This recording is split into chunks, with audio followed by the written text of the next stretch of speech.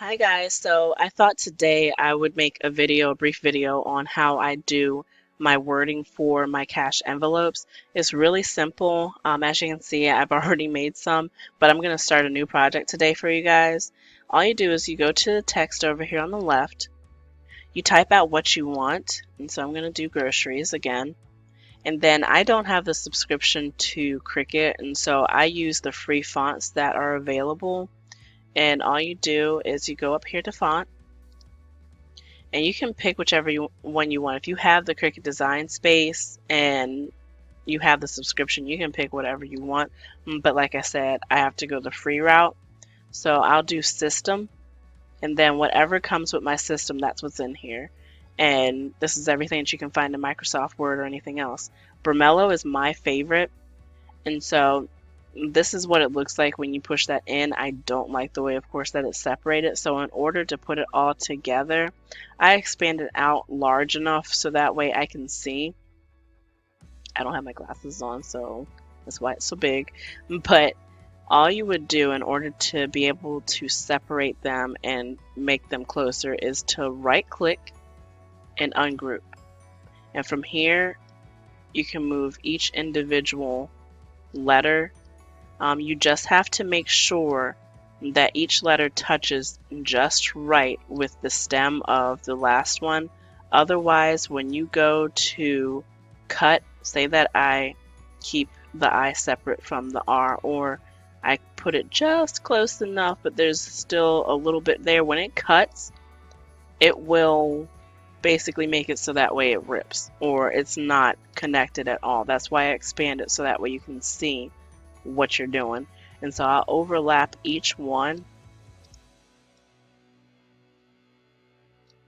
and then for the S here, I find that it's too big. It's hanging a little bit lower, if not at the same level as the G. I want that to be a little bit smaller, so I'll just have the expander right here and bring it in a little bit, and then you'll left click and hold and drag across the whole entire word.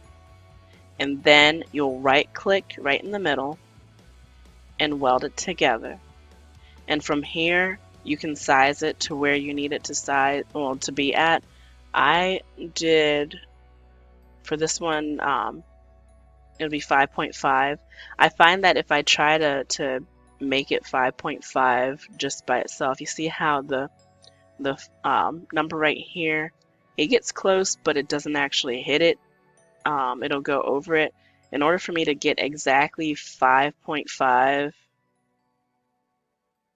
actually go up to size and then click in 5.5 and push enter. It'll auto adjust with your height. If you want it to be a little bit different from what you have, all you would do is unlock and then bring it down.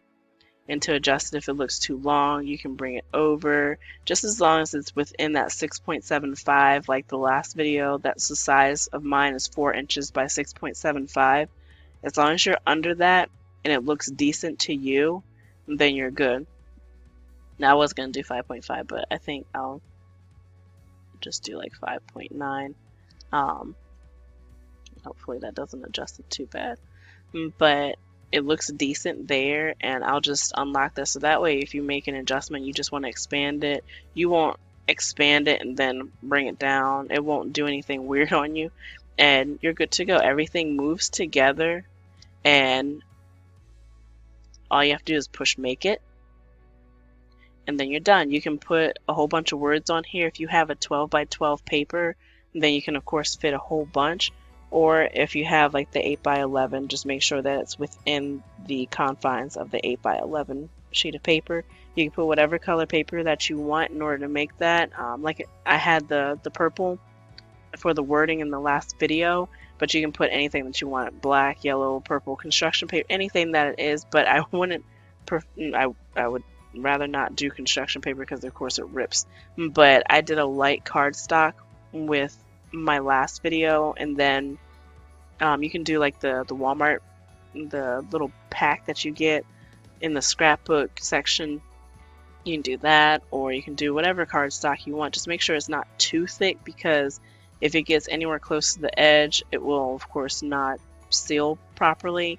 And then of course you don't want it to be too thin because it will rip. So I use a light cardstock and then I'm done. Just from here, you would push continue to make it and then go through your prompts.